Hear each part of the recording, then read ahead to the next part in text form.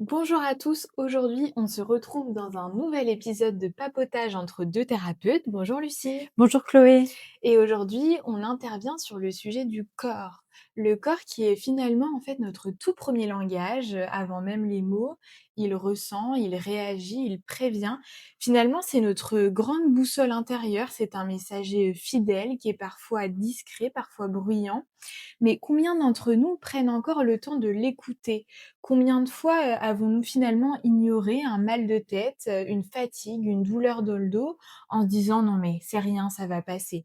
Et si en fait, au lieu de banaliser ces signaux, on se demandait: «Et si mon corps essayait simplement de me parler?»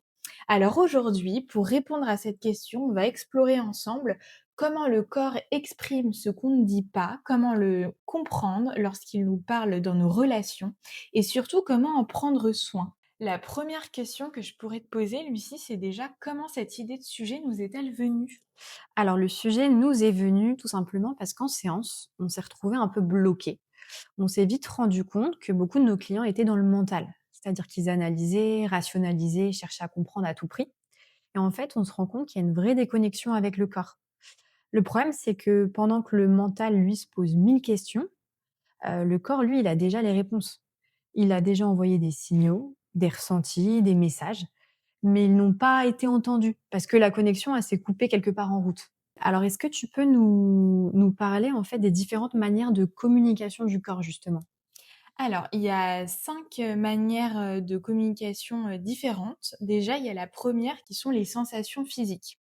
C'est la forme de communication, en fait, qui est la plus directe. Le corps nous envoie donc des signaux qui sont assez clairs, comme par exemple une tension dans la nuque, un mal de ventre, une fatigue, inhabituelle. On retrouve aussi les palpitations, la boule dans la gorge. En fait, ces sensations, c'est souvent le premier message du corps. Elles nous indiquent qu'il y a un déséquilibre, qu'il y a peut-être un besoin qui est ignoré, une émotion qui peut être refoulée ou un stress qui est potentiellement assez mal géré. Le deuxième, c'est par les émotions. Les émotions, en fait, peut-être qu'on l'a déjà dit d'ailleurs dans d'anciens podcasts, c'est le pont entre le corps et l'esprit. Elles naissent d'une réaction, physiologique avant même qu'on les identifie dans le mental. Ça veut dire qu'elles naissent déjà dans notre corps et qu'ensuite elles remontent dans le mental. La peur, par exemple, elle fait accélérer le cœur, la colère, elle réchauffe, la tristesse, elle alourdit, la joie détend. Mais nos émotions, elles nous parlent à travers nos sensations. Quand on les écoute, on comprend ce dont on a besoin. Quand on les bloque, le corps finit par les exprimer finalement, à notre place. La troisième façon, c'est par les comportements corporels. Donc notre corps, parle aussi à travers nos attitudes, nos gestes, nos postures. Un dos courbé, des bras croisés, une mâchoire serrée, tout cela en fait finalement traduit un état, intérieur sans qu'on dise un mot. On peut dire que le corps, en fait, tout simplement, il raconte ce que le mental, essaye parfois, de cacher. Il communique aux autres, par exemple, notre fatigue, notre confiance, notre stress, notre ouverture.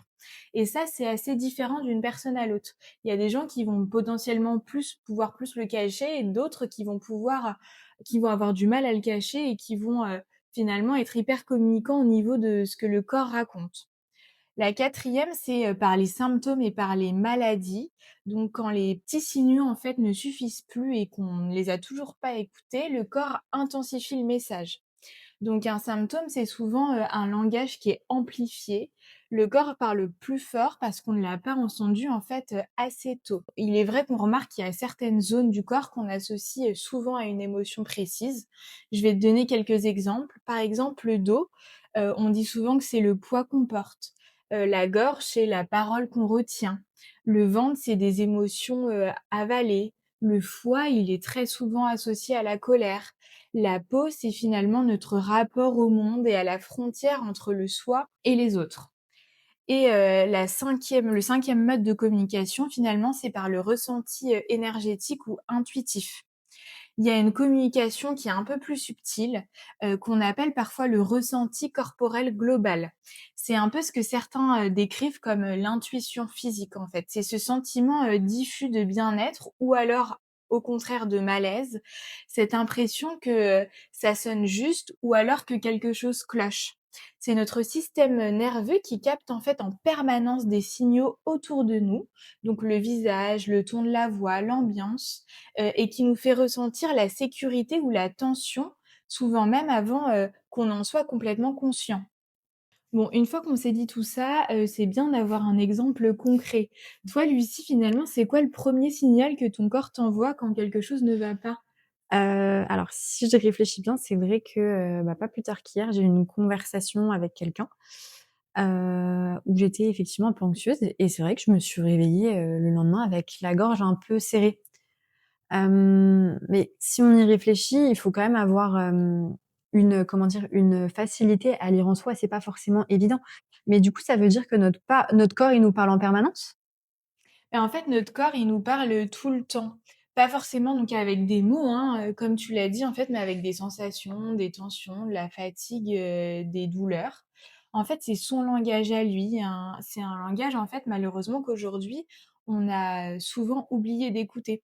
Parce que dans notre société, finalement, on est très pressé, on essaye de tenir bon. On a appris, tu sais, à avancer tout le temps en permanence, sans trop se poser de questions et du coup, le corps, en fait, il s'adapte à ça. Il encaisse et puis à un moment donné, il en peut plus et quand il entend plus et ben, finalement, il crie et c'est en fait à ce moment-là qu'apparaissent les symptômes, les maux, les maladies et en fait, notre réflexe finalement, c'est souvent, de calmer la douleur pour faire disparaître le symptôme. Par exemple, quand tu as mal à la tête, tu vas forcément avoir tendance à te dire: «Tiens, bon, bah, je vais prendre un Doliprane et ça va passer». Mais jamais tu te Mmh poses la mh. question de ce qui a déclenché ce mal de tête. Ces signaux, en fait, ils reviennent, encore et encore parce que la cause, elle est pas forcément, la même. Le corps, il cherche pas forcément à nous punir, finalement avec un mal de tête, mais il veut juste attirer notre attention sur quelque chose. Qu'on n'exprime pas finit souvent par, s'imprimer. Les émotions qu'on retient, par exemple les non-dits, les peurs refoulées, elles cherchent une autre façon de sortir et elles le font souvent finalement à travers notre corps. Donc faut penser à ces expressions, qu'on dit sans forcément y penser, donc en avoir plein le dos par exemple, avoir, la boule au ventre, l'avoir en travers de la gorge. En fait, ces expressions, elles viennent pas de nulle part, elles traduisent la vérité de ce qu'on vit, à l'intérieur de nous et notre dos parle du poids qu'on porte, notre ventre parle de ce qu'on a du mal à digérer par exemple et notre gorge de ce qu'on n'ose pas dire. OK, super, merci Chloé pour toutes ces informations. Je saurai quoi faire de mes maux de gorge après une discussion. C'est vraiment une invitation finalement à prendre en compte, à repérer tous ces signaux pour, Exactement. apprendre à mieux se comprendre, quoi. Mais du coup, tu peux nous dire un petit peu ce que la science, elle nous dit à ce sujet? Alors en fait, aujourd'hui, la science, elle confirme ce que les médecines orientales, finalement enseignent depuis des millénaires. C'est que le corps et l'esprit ne sont pas séparés. En fait, ils travaillent ensemble. Il y a des études en épigénétique. Donc l'épigénétique, c'est la science qui étudie, comment notre environnement, influence nos gènes, qui nous montre en fait que le stress, les émotions et le mode de vie peuvent modifier notre biologie. En fait, autrement dit, 2 personnes avec le même patrimoine génétique peuvent réagir très différemment selon ce qu'elles vivent. Donc une personne qui va être, par exemple, exposée à beaucoup de stress ou à des émotions négatives répétées, elles peuvent voir, son corps s'affaiblir alors qu'une autre dans un environnement qui est vachement plus calme, elle restera en bonne santé. Il y a certaines recherches même qui montrent que, des pratiques comme la méditation, le yoga ou la respiration consciente, elles peuvent vraiment modifier l'expression de nos gènes. Elles réduisent l'inflammation par exemple, elles régulent le stress, et des fois il y en a même qui améliorent, le système, immunitaire. En fait, ce qu'on vit émotionnellement, ça a un vrai impact biologique. Notre corps, il réagit à tout, à nos pensées, aux peurs et à la façon dont on se parle à soi-même aussi. Bon, Lucie, moi là, je parle beaucoup depuis tout à l'heure, mais est-ce que toi, ça t'est déjà arrivé de pas écouter ton corps? Oh que oui, je pense à un exemple où quand j'étais enfant, j'avais beaucoup de mal à aller à l'école. J'avais la boule au ventre et je me revois même, prendre mes céréales, les céréales cookies devant moi et j'avais la nausée, cette grosse boule au ventre qui me montait chaque matin. J'arrivais pas du tout à la nommer, hein, je l'exprimais juste, à ma façon, mais des maux de ventre, des troubles digestifs, enfin j'étais vraiment pas bien Et à l'époque, on pensait que j'étais fragile, nerveuse et on mettait tout ça un petit peu sur ce dos-là, en quelque sorte. Mais en réalité, j'étais juste, en fait, submergée. Il y avait une maîtresse que j'ai détestée en CE2, je m'en souviens et j'étais complètement terrorisée et mon corps parlait, en fait, je pense, de ce que je n'osais pas dire. J'avais juste peur et finalement, on se rend compte qu'avec le temps, on ouais, c'est vrai qu'on apprend à ignorer ces signaux, on est pris dans le quotidien et ce qu'on appelle faiblesse, hypersensibilité, somatisation, tous ces mots-là sont en fait, des appels à la conscience, des rappels à soi, hein, si je comprends bien. Et quand on s'écoute pas, c'est vrai que le corps, il finit par prendre la parole. On le voit en séance, on le voit Ouais. dans des cas, concrets, même dans nos entourages et il le fait avec la seule langue qu'il connaisse, c'est-à-dire les sensations. Bon, voilà pour cet exemple. Mais, en clair, est-ce que tu pourrais, me parler en fait des significations? Est-ce que tu penses que chaque, maladie a une signification? Puisqu'on en entend souvent parler maintenant sur les réseaux sociaux, on le voit de plus en plus. En fait, c'est une question, qu'on peut en effet facilement se poser et je pense que, la réponse mérite une vraie nuance. En fait, d'un côté, c'est vrai que le corps, il nous parle, donc on a nos émotions, nos tensions, nos blessures, psychiques qui peuvent se manifester physiquement, donc ça on se l'est déjà dit. Donc le ventre qui se noue, la gorge qui serre et cetera et en fait, c'est ce que, de nombreux thérapeutes appellent le langage du corps. Et en fait, il y a d'autres, auteurs comme, Jacques Martel qui a écrit un ouvrage qui est, Le Grand Dictionnaire des mots et des maladies, que personnellement j'utilise énormément, en cabinet. En fait, ils ont beaucoup contribué enfin, il a beaucoup contribué, pardon, à populariser cette idée. En fait, il propose c'est un lien qui est hyper intéressant, donc un lien symbolique entre certaines pathologies, et des émotions associées. Par exemple, on l'a déjà dit, les maux de la gorge seraient liés à des difficultés à s'exprimer les douleurs au dos, au fait de porter trop de choses.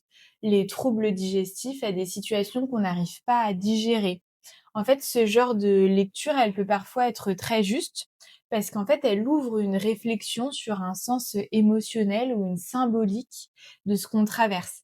Ça peut aider parfois certaines personnes à comprendre un message intérieur. Donc, c'est toujours intéressant d'aller un peu regarder la symbolique émotionnelle des choses qu'on traverse. Mais en fait, il faut aussi nuancer cette approche parce que toutes les maladies ne sont pas forcément d'origine émotionnelle. Certaines ont des causes qui sont purement, biologiques, génétiques ou environnementales ou même infectieuses. En réalité, en fait, la maladie, elle peut, parfois avoir plusieurs niveaux de lecture. Donc moi, j'en propose 3. Il y a, biologique parce qu'il y a un dysfonctionnement, lié à un organe. Émotionnel parce qu'on a un choc ou un stress qui a pu contribuer finalement à ce déséquilibre et symbolique parce qu'elle peut révéler une tension intérieure, une limite dépassée ou un besoin, qu'on a parfois ignoré. L'important, en fait, c'est de ne pas, enfermer la personne dans une explication unique, mais finalement, c'est plutôt d'ouvrir une porte vers, plus de conscience et d'écoute du corps. Alors moi, j'ai une question, mais pour les auditeurs et les auditrices qui nous écoutent, justement, comment ne pas tomber dans l'abus de l'écoute?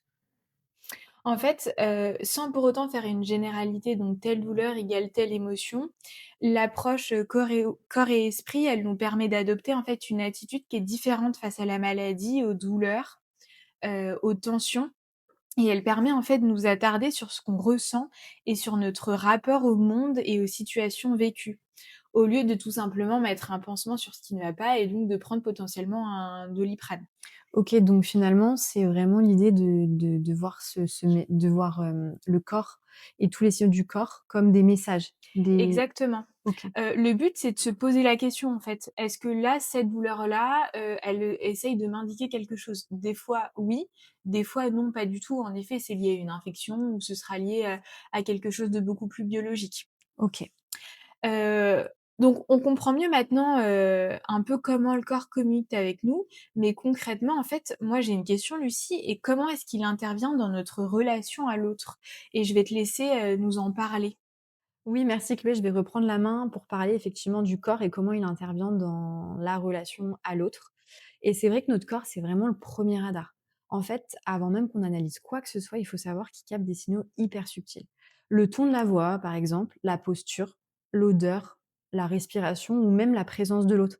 En fait, en quelques 1000 secondes, ton système nerveux, il a déjà tout scanné. C'est le mécanisme de survie où en fait, il va déterminer instantanément si la personne en face de toi, elle représente la sécurité ou le danger. Un peu comme à la préhistoire, si tu veux. C'est pour ça que tu peux te sentir tout de suite à l'aise avec quelqu'un ou au contraire ressentir un malaise sans pouvoir l'expliquer. Tu sais pas trop pourquoi. Et en fait, ce qu'on appelle le feeling, c'est souvent la combinaison de signaux très subtils, c'est-à-dire des signaux qui vont être chimiques, comme les odeurs naturelles, ce qu'on dégage, ce qu'on appelle parfois les phéromones, que notre corps perçoit sans qu'on s'en rende compte, des signaux énergétiques, comme la posture, la voix, la respiration, le rythme ou la présence, et des signaux nerveux et hormonaux liés à notre instinct de survie et à notre système reproductif. On est des animaux en quelque sorte. Mais d'un point de vue biologique, par exemple, certaines recherches ont montré qu'on est naturellement plus attiré par les odeurs de personnes dont le système immunitaire est différent du nôtre. En clair, c'est purement animal. Le corps, il cherche inconsciemment la compatibilité biologique. Et au-delà de tout ça, il y a évidemment notre histoire personnelle, c'est-à-dire nos expériences passées, nos blessures, nos attachements, nos manques, tout ça qui influence aussi la manière dont notre corps va réagir. Et parfois, ton corps ne réagit pas du tout à la personne en face, mais à ce que ça réveille en toi. On parle notamment d'effet miroir, où tu ressens quelque chose de fort, non pas parce que l'autre est la bonne personne, hein, on en a parlé aussi dans le cast, le premier épisode, mais parce qu'il touche à un point sensible, une mémoire émotionnelle. Et c'est là que ça devient plus subtil, car tu peux confondre une réaction biologique avec une résonance beaucoup plus émotionnelle. Donc oui, ton corps, il te parle, il capte avant toi, mais il faut apprendre à faire le tri entre ce qui vient de ton instinct, ce qui vient de ton vécu, et ce qui est vraiment juste pour toi aujourd'hui. Parce que le corps, c'est souvent lui qui a raison, mais il faut encore apprendre à écouter le bon message. Mais du coup, si je reprends ce que tu dis, c'est vrai que peut-être nos auditeurs et nos auditrices et même nous, on a beaucoup eu cette collègue de travail qu'on pouvait pas voir en peinture au début et après on finit par, l'adorer. Comment est-ce que tu expliques ça? Ah oui, oui, c'est vrai que ça arrive très souvent et c'est là que c'est intéressant. Parce que parfois, au début, ton corps, il rejette quelqu'un et quelques semaines après, ou mois après, tu te rends compte que tu l'adores. Ça devient limite ta meilleure amie. Enfin, je grossis le tableau. Mais pourquoi? Parce qu'au départ, ton corps, il réagit en fonction de ce qu'il connaît. C'est-à-dire qu'il montre pas toujours ce qui est bon pour toi, il te montre ce qui est familier. Et parfois, ce qui est sain ou nouveau te paraît inconfortable parce que ton système nerveux n'a pas encore appris à s'y poser concrètement. Et l'inverse existe aussi. Par exemple, tu peux avoir ce fameux coup de foudre fulgurant qu'on voit dans les films, tiens. Et en réalité, ce que ton corps reconnaît, c'est un ancien schéma, une énergie familière pas forcément sécurisante pour toi. Donc oui, ton corps, il va te parler, mais il faut aussi apprendre à traduire ce qu'il te dit. Ah oui, mais je rebondis du coup sur ce que tu évoques, le coup de foudre, comme on le voit en effet beaucoup dans les films, il y a toujours ces petits papillons dans le ventre. En tout cas, on parle toujours de papillons dans le ventre. Comment est-ce qu'on pourrait déchiffrer cette information? Oui, c'est vrai, le coup de foudre ou ces fameux papillons, dans le ventre qu'on voit beaucoup passer ou le petit frisson qu'on adore, c'est-à-dire c'est l'information qu'il se passe quelque chose. En fait, ce qu'il faut savoir, c'est que ce ressenti, ça peut être le signe d'une excitation positive, mais parfois aussi d'un stress ou d'une hypervigilance ou d'un mélange des 2. Le corps, il ressent avant de comprendre et ça, c'est super important à comprendre, c'est-à-dire que les papillons ne veulent pas dire que c'est la bonne personne. Ils veulent dire que mon corps réagit. Après, c'est à toi de décoder et pour ça, tu peux te poser 2 questions, par exemple. Est-ce que je me suis sentie en sécurité avec cette personne? Ou est-ce que je me suis sentie moi-même, c'est-à-dire libre de respirer, de parler, d'être naturelle? Ou encore, est-ce que tu te sens vide de ton énergie à la suite de cette entrevue avec cette personne? C'est une autre question que tu peux te poser. En clair, l'idée, c'est vraiment de voir si tu étais naturelle, si tu étais en train de surjouer ou dans cette démarche de vouloir plaire ou te mettre la pression. Parce que si ton cœur, il s'emballe, mais que tu n'arrives pas à être toi-même, c'est peut-être le signe justement que ton corps, il est en alerte et qu'il déclenche l'hypervigilance. Tiens, Chloé, par exemple, est-ce que toi, tu as déjà été, en alerte dans une de tes relations, précédentes? Pour illustrer. Ouais, justement, alors ça rejoint, vraiment ce que tu viens de dire. Dans une ancienne relation, j'avais eu un vrai, coup de foudre pour la personne et donc bon, on s'est mis à flirter ensemble et cetera et je ne comprenais pas pourquoi dans cette relation-là, je n'arrivais pas à être, spontanée, détendue et cetera. J'étais dans l'hyper contrôle et pourtant j'avais vraiment l'impression que j'aimais cette personne et que j'étais dans un coup de foudre absolument absolu. Mais il y avait vraiment une différence entre ce que je ressentais dans ma tête et la façon dont mon corps se comportait en présence de cette personne. Et au final, vu comme ça s'est fini, j'ai vraiment vu après coup que mon corps essayait vraiment de m'alerter, qu'il y avait quelque chose qui allait pas. Et donc c'est hyper intéressant et ça rejoint vraiment, en fait, ce que tu dis. Oui, et c'est pour ça que des fois on parle de relations passionnelles et qu'on dit que la passion n'est pas fait pour durer. Au-delà de tout ce qu'on a cité, qu'on parle d'ailleurs dans nos précédents épisodes, sur les effets miroirs et les blessures, il y a vraiment en fait cette distinction à faire entre sécurité et hypervigilance. C'est pour ça que c'est hyper important de vous poser les questions de comment vous vous sentez après avoir vu la personne. Et comme, le corps, il est aussi présent, du coup, comme tu nous l'as raconté dans nos relations à l'autre, comment ça se passe, en fait, pour notre vie sexuelle? Alors oui, il faut savoir que nos corps, ils ne parlent pas seulement de nous, ils parlent aussi dans nos relations. On l'a vu quand on est en lien avec quelqu'un, notre corps il réagit avant même notre tête. Une respiration qui s'accélère, une tension dans le ventre, une chaleur dans la poitrine. Parfois, on sent une personne avant même de la connaître. Et c'est là où on peut affirmer que le corps, en fait, il perçoit l'intention, la sécurité, la justesse. Et il va se fermer quand quelque chose sonne faux. Il s'ouvre quand il se sent en confiance, à contrario. Et souvent, on l'a tous déjà ressenti, cette fatigue peut-être après une conversation lourde ou ce calme après un échange sincère. En fait, le corps, il ne ment pas, il capte tout. Et ce lien, il est encore plus fort dans la sexualité, avec ce lien entre le corps et les émotions. C'est-à-dire que quand on vit un rapport intime, le corps, il libère une hormone appelée ocytocine. C'est l'hormone de l'attachement, de la confiance, du lien en clair. Et elle agit différemment selon les individus. Mais de manière générale, elle est beaucoup plus marquée chez la femme, notamment parce qu'elle est sécrétée dans de nombreux processus où il y a le lien, l'attachement. Par exemple, pendant les câlins, donc les rapports sexuels comme on l'a dit, mais aussi pendant l'accouchement et l'allaitement. Et ça ne veut pas dire que les hommes, eux, ne s'attachent pas, pas du tout, hein. Mais leur système hormonal, en fait, il va réagir souvent beaucoup plus par la dopamine ou la vasopressine, qui est liée au plaisir, à la motivation ou au sentiment de conquête. En gros, hein, ce qu'on peut retenir, c'est que les 2 s'attachent, mais pas de la même manière. C'est pas le même processus ni au même rythme. Et c'est pour ça que parfois, après un rapport sexuel, une femme peut se sentir toute chamboulée, confuse ou très attachée, alors que l'homme, lui, il va avoir l'impression de ne pas comprendre pourquoi elle prend les choses à cœur. Et c'est pas un manque de sincérité, c'est juste une différence biologique et émotionnelle dans la façon, dont le corps, il vit le lien. Bon, bah, merci beaucoup Lucie pour toutes ces explications, c'est beaucoup plus clair. On a énuméré pas mal de points, et ça reste bien sûr un vaste sujet. Mais en fait, qu'est-ce que tu recommanderais toi aux auditeurs qui nous écoutent pour qu'ils apprennent à écouter leur corps? Parce que j'imagine qu'il y a plein, plein de façons et pour une personne qui part de zéro, c'est pas forcément la chose la plus simple. Oui, effectivement, pour les plus rationnels et qui sont beaucoup, effectivement à rationaliser les choses, ce qui peut être intéressant, ça va être d'observer ces micro-réactions avec ces simples questions. C'est: «Comment je me sens dans mon corps là tout de suite?» Je vous donne des exemples. Est-ce que j'ai les mains qui sont chaudes, qui sont froides? Les mains sont-elles sèches? Est-ce que j'ai une respiration qui est plus lente ou plus rapide?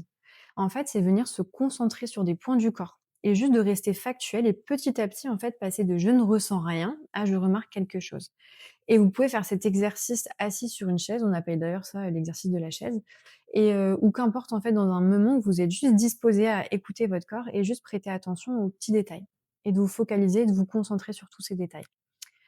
Et de manière plus générale, on peut parler de la méditation. Alors c'est vrai qu'on la voit souvent, mais c'est un exercice qui est ultra puissant pour se reconnecter à ses sensations et à ses émotions.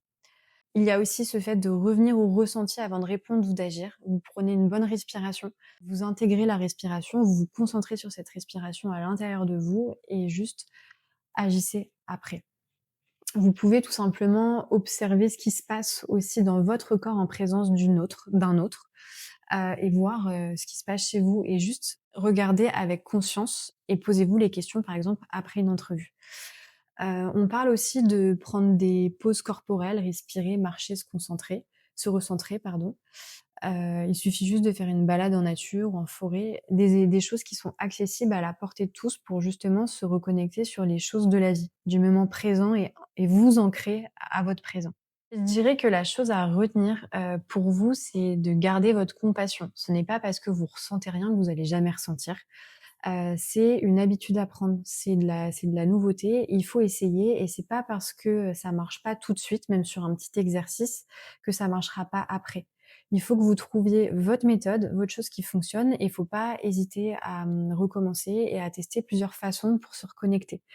Si c'est, au travers du sport, une marche ou pour quelqu'un la méditation, il y a pas de bonne ou mauvaise façon de faire. L'idée, c'est juste de pas vous juger sur ce que vous ressentez et juste de laisser votre corps, parler. C'est tout simplement, le plus important, je dirais. Eh ben, merci Lucie, pour tous ces petits tips que tu viens de nous partager.